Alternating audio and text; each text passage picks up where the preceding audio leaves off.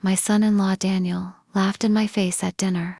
He told his friends I was financially illiterate and a burden on his future. He didn't know I understood every word, or that the little portfolio I was about to show him was worth more than his entire company. Watch the moment his smirk disappeared forever. I never imagined I would hear those words from someone I trusted, someone I welcomed into my home, into my family. Yet there he was, my daughter's husband, sitting across from me with that smug, infuriating smirk. "You know," Daniel said casually, as if dropping a casual observation, "I sometimes wonder how you even manage your finances. Honestly, you seem financially clueless." Clueless. That word echoed in my head, bouncing off the walls of my living room. I stared at him, speechless for a heartbeat. Then, I laughed. Not a happy laugh, a quiet, dangerous laugh, the kind that comes before a storm. Me, financially clueless. I had built every penny of our lives from scratch.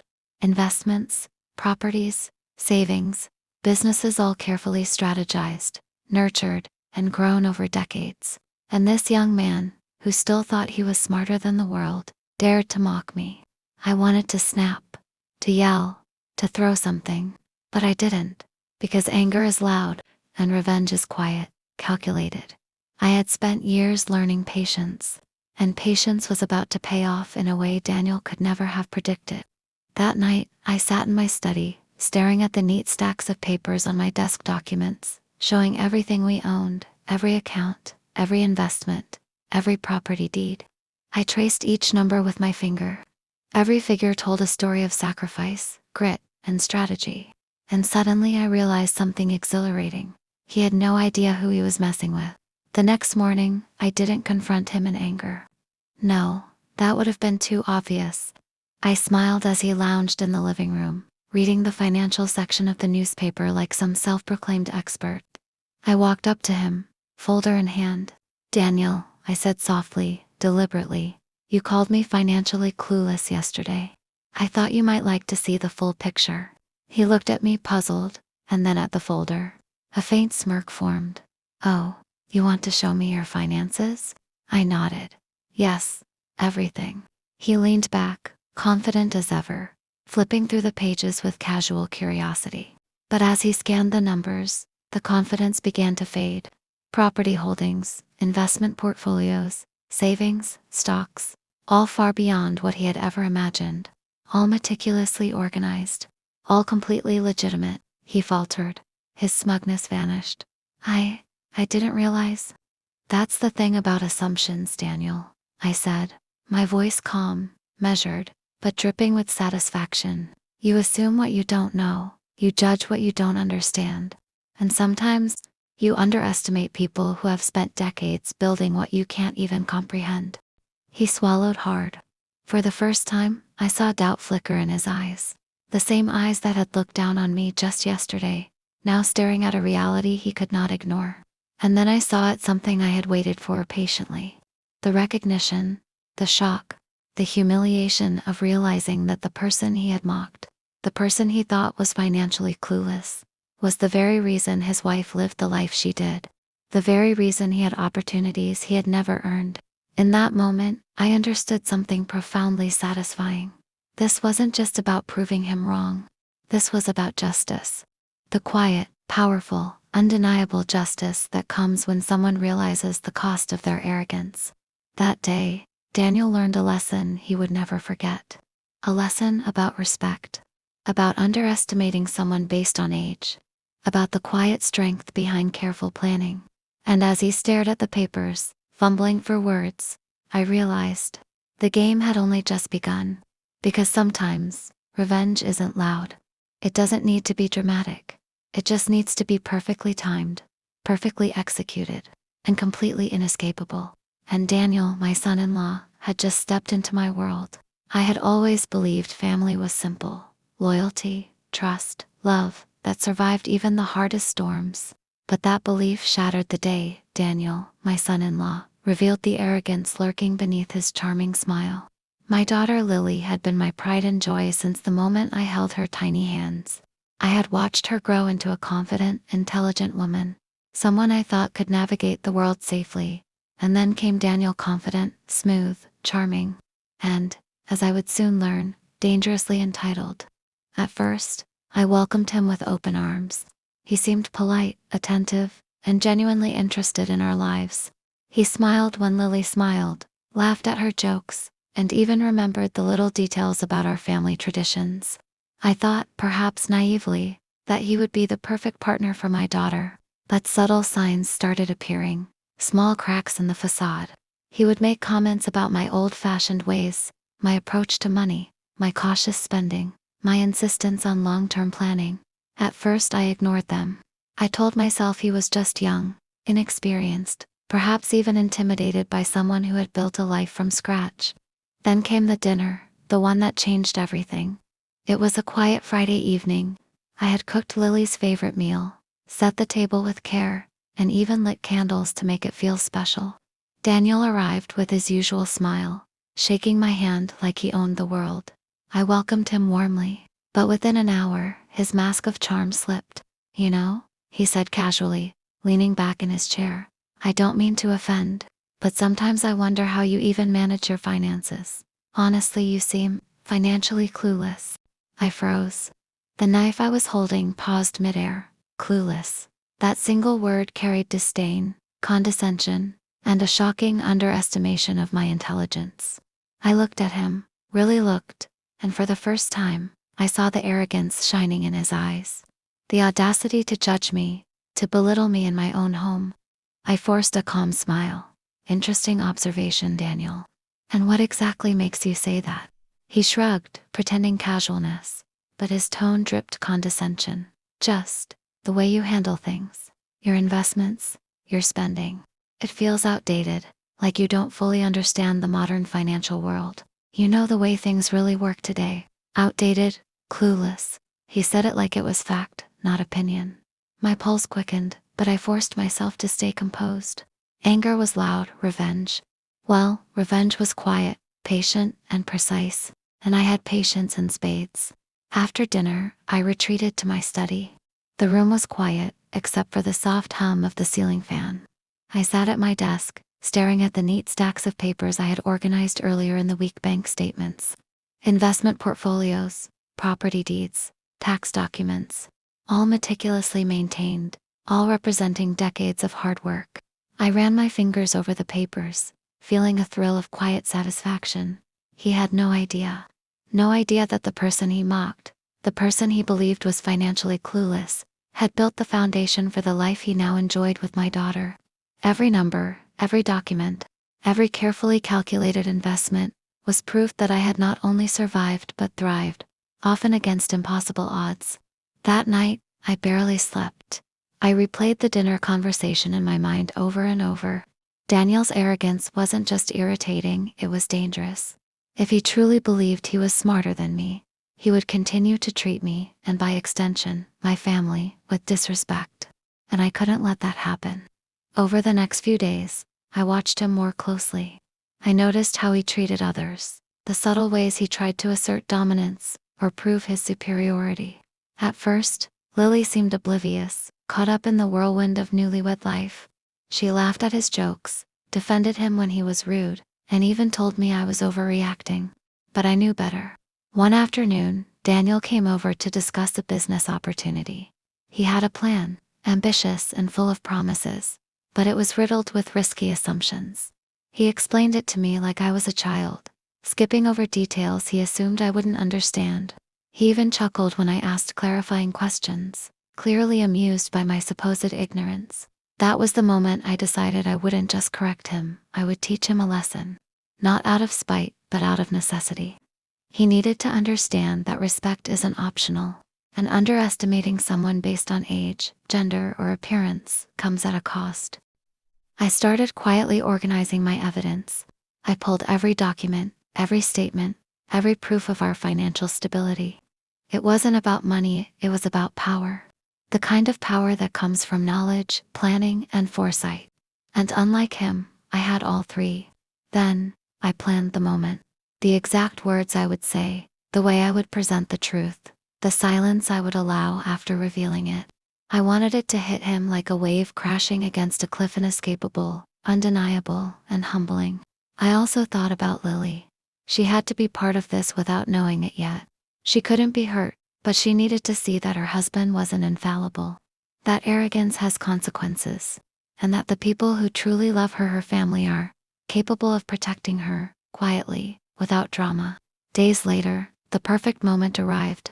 Daniel lounged in the living room, reading the financial section of the newspaper, full of his usual self-assured confidence. I walked in, carrying the folder, my heart steady, my expression calm but unyielding. "Daniel," I said softly, deliberately, "remember when you called me financially clueless? I think it's time you see the full picture." His smirk didn't falter yet. But as I handed him the folder and he began flipping through the pages, the first crack appeared. His eyes widened, the smirk faltered, and I smiled, quietly, inside. For decades, I had built this life.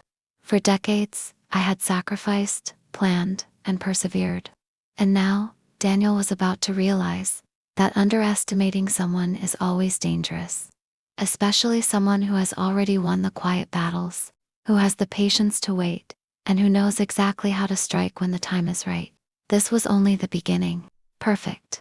Here's chapter 2 in a cinematic, dramatic, and emotional style, about 1,000 words.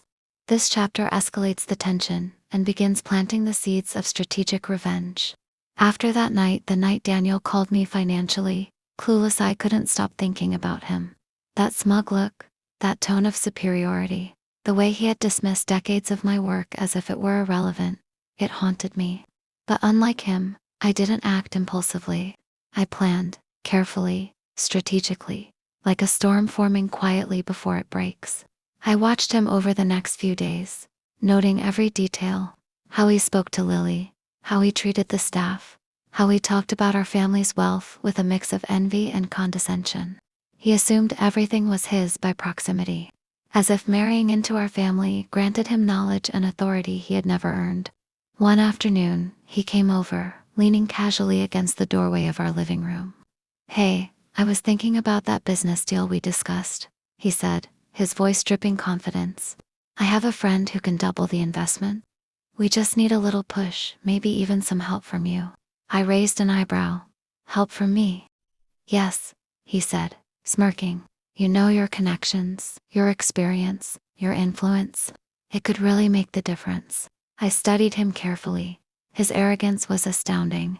He truly believed that decades of financial strategy could be compressed into a simple favor for him, that he could charm his way into shortcuts, bypass hard work, and still come out on top. And that's when I knew exactly what I had to do. Over the next few days, I quietly organized my proof, the documents, the ledgers, the portfolio summaries. But I didn't just organize them for display.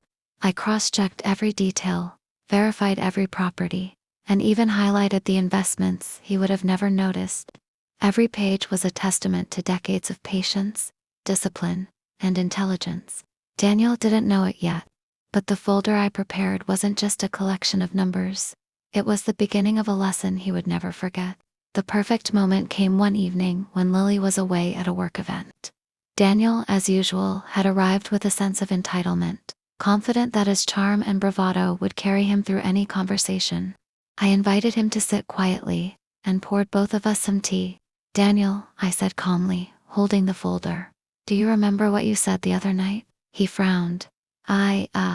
About finances." "Yes, about calling me financially clueless," I said softly. I let the words linger, watching him squirm under their weight. He tried to laugh it off. I didn't mean anything by it. But I didn't answer. I simply handed him the folder. As he flipped through the pages, his smirk faded, replaced by confusion, then shock, and finally, a flicker of fear. Every investment, every property, every carefully hidden asset was laid bare. The sheer scale of what I had built overwhelmed him. His eyes darted from page to page, realizing that the life he assumed he understood was far more complex, far more valuable, and far more secure than he had ever imagined. I didn't know," he stammered. "Didn't know?" I asked, my voice calm but edged with steel. "Daniel, you assumed, you judged, you dismissed, and now you see the truth." He swallowed hard, unable to meet my gaze. For the first time, the arrogance in his eyes was gone. The confidence that had defined him for years, the sense of superiority he carried into our home, had crumbled in a matter of minutes. I didn't stop there. I let him sit in silence, absorbing the reality. Every page, every number, every line of ink was a reminder of his misjudgment. He had assumed ignorance where there was intelligence, weakness where there was strength, and entitlement where there was earned success. And as he sat there, humbled and shaken, I realized something even more satisfying. Daniel had underestimated the most important weapon I had: patience. The next morning, I began subtly planting seeds for the next phase. I knew Daniel's ego would make him curious, even obsessed, about what he hadn't noticed yet. So I allowed small hints, carefully chosen, to drift into conversation. A passing remark about a property investment, a casual reference to a business deal I had orchestrated years ago. Each comment was calculated to pique his curiosity, to make him question what else he didn't know. Meanwhile, I began documenting his behavior, quietly observing how he reacted to these subtle reminders. The more he realized he had underestimated me, the more tense he became. He started second-guessing himself, asking Lily questions he had never asked before, trying to validate his assumptions. I watched from a distance, smiling inwardly, knowing that the cracks in his confidence were widening. But I didn't rush. I couldn't. Revenge, I knew, was most effective when carefully timed. One wrong move, one miscalculation, and the lesson would be lost. Then came the day he made a fatal mistake, his arrogance shining through in a way I couldn't ignore. He had invited a friend over, discussing our family's finances openly, assuming that his understanding of the situation was enough to impress. He bragged about the insider knowledge he claimed to have and spoke, as if he had discovered secrets that had been hidden from him. I remained silent, observing, letting him overplay his hand. Every boast, every false assumption, every smug laugh fed into the narrative I was constructing. By the time he finished, he had revealed more than he intended, showing just how little he actually understood. That evening, I called him into the study. I didn't raise my voice. I didn't need to. My presence, calm and deliberate, was enough to make him pause. "Daniel," I said softly, "you spoke today as if you understood our finances. But understanding isn't just about numbers. It's about patience, strategy, and foresight. And clearly, you still have much to learn." He opened his mouth to reply, but I held up a hand. "This isn't about embarrassment, Daniel. It's about respect. And about understanding that assumptions have consequences." For the first time, I saw real fear in his eyes, not panic, but the kind of fear that comes from realizing someone else holds power over your ignorance. And in that moment, I knew that the groundwork for my ultimate plan was complete. The folder had done more than prove a point, it had started a transformation. Daniel's arrogance was beginning to crumble. He was questioning himself, questioning his assumptions, and most importantly, questioning how he had treated me, the person he had dared to call financially clueless. And as I watched him leave that night, I felt a quiet satisfaction. This was just the beginning. The storm was forming, and Daniel had no idea how much it would change his life. Because arrogance, I knew, can be broken in ways that are quiet, methodical, and unforgettable. And I intended to show him exactly how devastating it could be. After weeks of subtle psychological maneuvers, the foundation of Daniel's unraveling was complete. I had watched him carefully, every smirk, every comment, every careless boast. Each one confirmed what I already knew. He had no idea how much power he had underestimated in me. The folder was only the beginning. It had shattered his smug certainty, planted doubt in his mind, and sparked a quiet obsession. He started second-guessing himself at every turn. Conversations with Lily became tentative, awkward. Every glance he gave me carried a flicker of uncertainty. That flicker was all I needed. But patience, I reminded myself, was everything. Revenge that was too quick could feel petty. It had to be slow, deliberate, and precise, like a chess game in which every piece moved exactly as planned. The first phase of my plan was subtle, invisible almost. I started planting small mistakes in our conversations, hints of opportunities. Daniel could overlook a property we didn't intend to sell, casually mentioned, a business investment, framed as risky. Each mention was calculated to poke at his ego, to make him curious, to make him want to prove himself smarter than me. And, as expected, he took the bait. Within days, he began acting differently, more restless, more probing, more insistent on showing he knew better.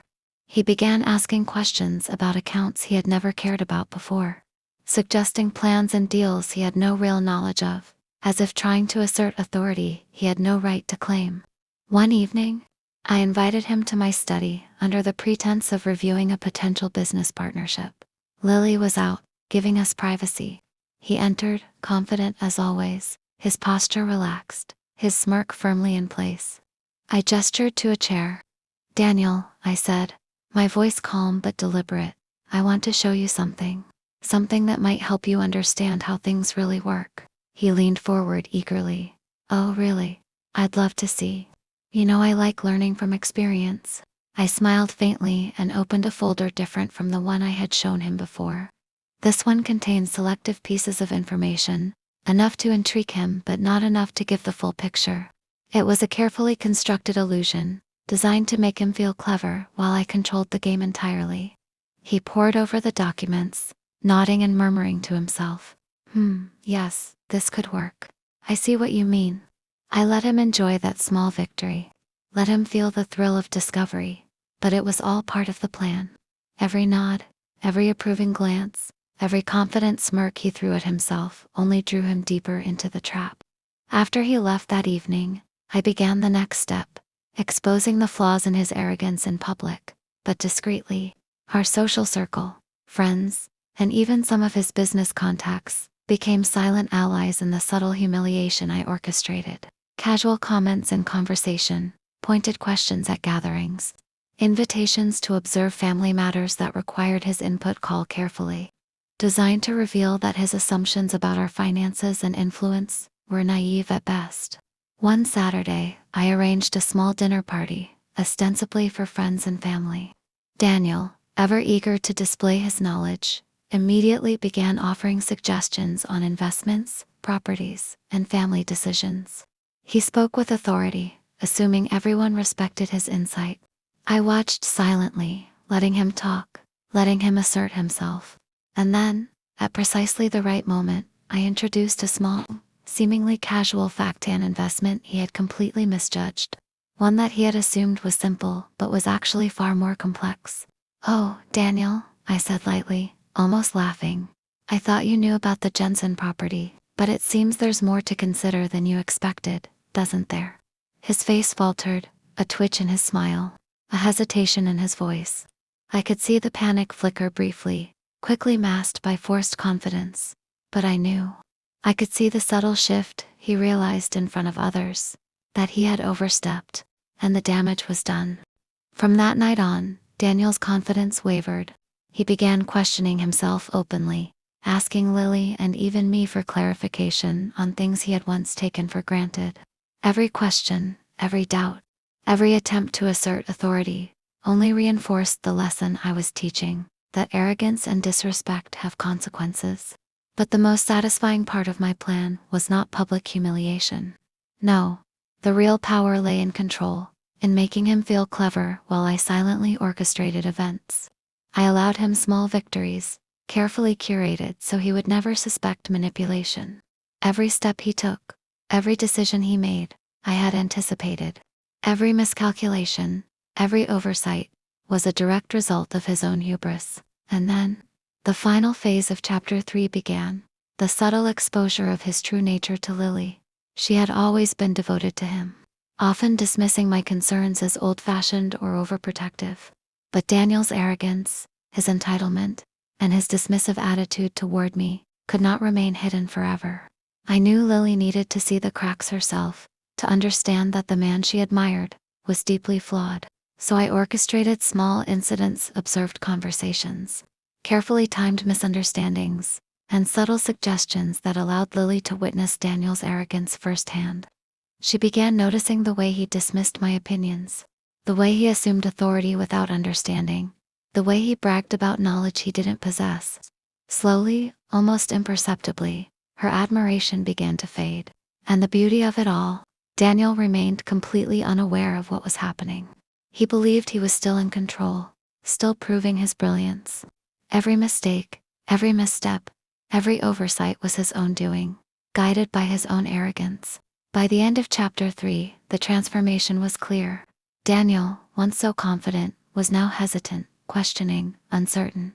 Lily's perception of him was shifting, and one, having orchestrated every step of this intricate dance, felt the quiet thrill of patience paying off.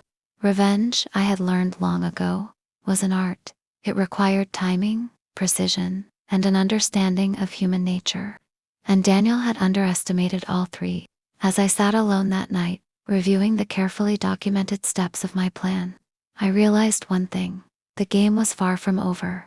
There were more lessons to teach, more illusions to maintain, and more consequences to reveal. But the foundation was solid. Daniel had learned the first, crucial lesson: never underestimate the quiet strength of someone you think is weak. And the storm I had been building for months was only beginning to gather momentum. Daniel had always carried himself with the confidence of a man who believed he knew everything. It was in the tilt of his chin, the smirk that never left his face, the way he spoke to Lily and me as if we were beneath him. But arrogance is fragile, and cracks, once formed, tend to grow. After weeks of careful orchestration, those cracks were now visible to anyone paying attention. The once confident man who had called me financially clueless was beginning to question himself, often in subtle, almost imperceptible ways. He would pause mid-sentence, glance nervously at documents, or hesitate before offering opinions. It was intoxicating to watch. But the thrill was in knowing this wasn't luck, it was the result of strategy. The next phase of my plan was delicate. I had to balance exposure with patience, humiliation with subtlety. I wanted Daniel to see his limitations clearly, but in a way that didn't just bruise his ego. It forced him to understand the gravity of underestimating me. I began by inviting him to review what he thought was a routine financial matter, a minor property investment. He arrived brimming with self-assuredness, confident that he would guide the discussion. "I've studied the market trends," he said, leaning over the table, "and I can guarantee a solid return if we act now." I listened quietly, letting him lay out his assumptions, each one flawed, each one carefully constructed on his limited understanding. Then, I gently introduced a twist. "Daniel," I said softly, "have you considered the zoning changes? The recent regulations could affect the property value significantly." He paused, frowning, clearly unprepared for this information. I let him stumble over calculations, attempting to reassure himself while clearly growing frustrated. He tried to mask it with his usual bravado, but the faltering tone in his voice betrayed him. I smiled, inwardly savoring the moment. Every stumble, every misstep, every hesitation was a testament to his own arrogance. He had assumed knowledge he did not possess, underestimated someone he dismissed as old-fashioned, and now he was forced to confront his ignorance. Over the next few days, I escalated the subtle pressures, small mistakes that weren't mistakes at all, carefully planted hints about investments he didn't fully understand, and casual remarks to Lily that encouraged her to question his judgments. I watched the tension build, knowing that the cracks in his confidence were becoming chasms. One evening, I called Daniel into my study under the pretense of discussing a potential expansion opportunity for the family business. Lily was out at a charity event, giving us the privacy we needed. I could see the faint tension in his posture. As he entered the room, he knew something was different. Though he couldn't yet articulate what. "Daniel," I said, holding a new folder, "I thought it would be helpful for you to see this. It's a detailed overview of our recent investments and projections." He reached for the folder eagerly, as if this was a chance to prove his knowledge. But as he flipped through the pages, his confidence faltered almost immediately. Each carefully curated document highlighted a complexity he had never anticipated, revealing layers of planning and foresight he had never considered. I didn't realize," he muttered, his voice barely audible. "Yes," I said softly, letting the silence stretch. "You didn't realize, you assumed. And assumptions, Daniel, often lead to mistakes." The change was subtle, but undeniable. The man who had once walked into my home with certainty was now hesitant, questioning, unsure. And for the first time, I saw him look at me with a mixture of fear and respect, a respect he had never given before. The next step involved Lily. I needed her to see the reality of the man she had married. Not through my eyes, but through the consequences of his arrogance. I arranged for Daniel to take the lead on a seemingly simple family matter. A meeting that included several of our trusted advisors. Daniel walked in, brimming with confidence, ready to demonstrate his understanding. But as the meeting progressed, it became clear that his assumptions were flawed. Advisors gently contradicted him, presenting facts and considerations he had overlooked. He tried to maintain composure, but the cracks in his knowledge were now visible to everyone in the room. Lily watched quietly, her expression shifting from initial frustration to dawning realization. She had always admired Daniel's confidence, but now she saw it for what it truly was, a veneer covering ignorance and arrogance. After the meeting, Lily approached me quietly. "Mom, I didn't realize," her voice was soft, tinged with confusion and a hint of betrayal. I thought he was different." I placed a reassuring hand on her shoulder. "Sometimes, Lily, people reveal who they truly are when given the chance. What you saw today isn't just about finances, it's about respect, humility, and understanding one's limitations." That evening, Daniel came to me, attempting to regain some sense of control. I think I might have misunderstood some things," he said cautiously, trying to mask his insecurity. "I just want to help. I really do." I nodded, keeping my voice calm. "I know you do, Daniel. But helping starts with understanding, not assumptions. And respect, especially for those who have built what you benefit from, must never be ignored." He left that night humbled, uncertain, and visibly shaken. And I felt a quiet satisfaction that only comes from seeing a plan unfold perfectly. Revenge, I had learned, was more than retaliation. It was about teaching lessons, guiding perception, and shaping reality so that the person responsible for arrogance could not deny their errors. Daniel's confidence had been shattered not by shouting, not by confrontation, but by the meticulous orchestration of events that revealed his limitations in the most undeniable way. And the storm was far from over. I had more layers to reveal, more lessons to enforce, and more consequences to ensure he could never again underestimate me or anyone else who wielded patience, intelligence, and strategy. That night, I sat in my study, reviewing the progress I had made. Daniel had learned the first truth: arrogance leads to vulnerability, but there were more lessons to teach, and the next phase would not just challenge his intelligence, but his character, his judgment, and the foundation of the life he thought he understood so completely. The game was no longer about proving a point. It was about transformation, showing Daniel that underestimating someone is never harmless, that entitlement is always dangerous, and that true strength lies in patience, wisdom, and quiet, unyielding power. And as I prepared for what came next, I felt a thrill deep in my chest. This wasn't just revenge. This was justice, calculated, cinematic, and inevitable. Daniel had finally realized the storm was coming, and he had no idea how far it would reach. It all came to a head one quiet Sunday afternoon. The house was unusually still. Lily was in her room, tidying her things for the week ahead, and I had asked Daniel to join me in the study for what I called a discussion about the family finances. He arrived with his usual swagger, a faint smirk playing across his face. He believed he understood everything: our investments, our properties, even the subtle strategies I had spent decades perfecting. He was confident, perhaps overconfident, and I could see it in the way he leaned back in the chair, arms crossed, pretending casual authority. "All right, Mrs. Clark," he said, trying to inject humor into the room. "I'm ready. Let's see what new insights you have for me." I smiled, calm and deliberate, hiding the satisfaction bubbling inside. "Daniel," I said softly, "this isn't about insights. This is about reality." I placed the folder on the desk between us. Thick, heavy, and unmistakably authoritative. It was a folder that would leave no room for doubt, a compilation of everything: assets, properties, investments, legal documents, and financial projections spanning decades. Not just the basics, but the details he had arrogantly assumed he understood. The very numbers he had dismissed when he first called me financially clueless. He glanced at it, eyebrows raised, Another folder. Surely you don't expect me to. I interrupted him gently. No assumptions, Daniel. Just the facts, the truth, all of it. For a moment, he looked bemused.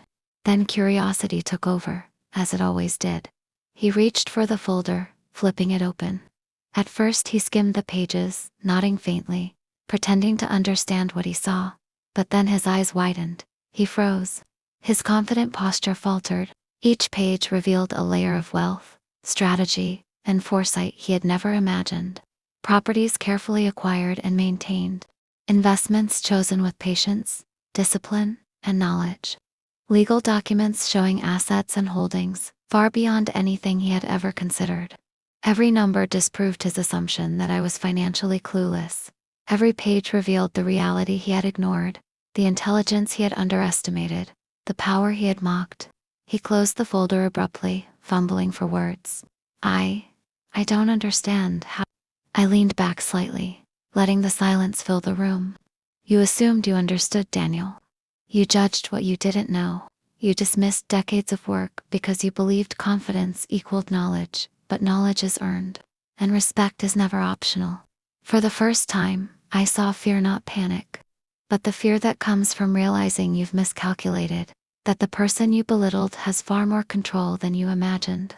His arrogance, which had carried him for so long, had evaporated in a flood of undeniable truth. I watched him squirm, silently savoring every second. This was more than just vindication. This was justice. He had mocked me, insulted me, assumed I was ignorant. And now, the reality of his misjudgment was laid bare. He tried to speak, to defend himself, but his words failed him. I thought I just assumed. Assumptions, Daniel, I said softly, are dangerous. Especially when they are used to belittle someone else's experience, intelligence, and sacrifices. He swallowed hard, his eyes flicking nervously to mine. The man who once carried himself like a conqueror in our home was now tentative, unsure, humbled. He had been stripped of the false confidence he had relied on, exposed to the truth of what he had dismissed. Lily entered the room at that moment. She had heard our voices, sensed the tension, and now stood silently by the doorway. I gestured toward the folder. Lily, you should see this too. The truth behind what you've taken for granted, the foundation your life rests upon. Her eyes widened as she skimmed the pages. She looked from the documents to Daniel, then back to me. I had no idea. Her voice trembled, a mixture of awe, disbelief, and a touch of anger. Daniel, you didn't see this. How could you have dismissed it? Daniel looked down, shame washing over him. I thought I understood. I really did. You thought, I repeated, softly but firmly. That is the difference between you and me. Thinking is not knowing. Assumptions are not evidence. And arrogance. Arrogance is never a substitute for understanding. I paused, letting my words sink in. The room was quiet except for the soft rustle of paper and the faint hum of the ceiling fan. Daniel finally looked up, eyes red, voice strained. I never meant to. I know you didn't, I interrupted. But intent doesn't erase impact. Your disrespect has consequences. And your assumptions, they almost cost you credibility, respect, and your wife's trust. For the first time, Daniel truly understood the gravity of his words, the weight of his arrogance. His mind raced, trying to reconcile his assumptions with the undeniable truth in front of him. He had mocked me. He had dismissed me. He had called me financially clueless. And now, he was forced to confront not just my intelligence, but the very reality of the life he had benefited from without understanding its foundation. I closed the folder slowly, deliberately. Daniel, consider this the final lesson. Wealth, strategy, and foresight are not measured by arrogance. They are measured by patience, respect, and knowledge. Never again assume someone is clueless simply because they don't display their power loudly. He nodded slowly, defeated but enlightened. I understand now, he whispered, his voice almost breaking. I see it. I'm sorry. I didn't respond immediately. I let him sit with it. The weight of realization, the depth of humility, the quiet satisfaction of justice, all of it was his to experience. And I watched, patiently, As the man who had once dismissed me learned the most important lesson of all: never underestimate the quiet, patient strength of someone who has spent decades building what you assume you know. Lily moved to my side, taking my hand. "Thank you," she said softly. "Thank you for showing me the truth, and for protecting me from the man I didn't fully see." I smiled faintly, holding back the rush of emotion. This was never about humiliation. It was about revelation, justice, and respect. And now, Daniel had no choice but to recognize the truth. The woman he married and the family he underestimated were far stronger, wiser, and more capable than he could have imagined. That day, as Daniel left the study, his posture changed. The smirk was gone. The arrogance had been replaced by respect, hard-earned and undeniable. He had learned, in the most cinematic way possible, that assumptions carry consequences. Arrogance invites humility, and disrespect can never go unanswered when faced with patience, intelligence, and resolve. And as I closed the door behind him, I felt the quiet satisfaction of a plan completed. The storm I had carefully orchestrated had finally arrived in. It had reshaped everything. No words were needed to cement the lesson. Daniel would carry it with him forever. And as for me, I knew one thing for certain. Sometimes the most powerful revenge is not loud, not immediate, but deliberate, cinematic, and undeniable. Because the papers, Daniel learned, spoke louder than arrogance ever could.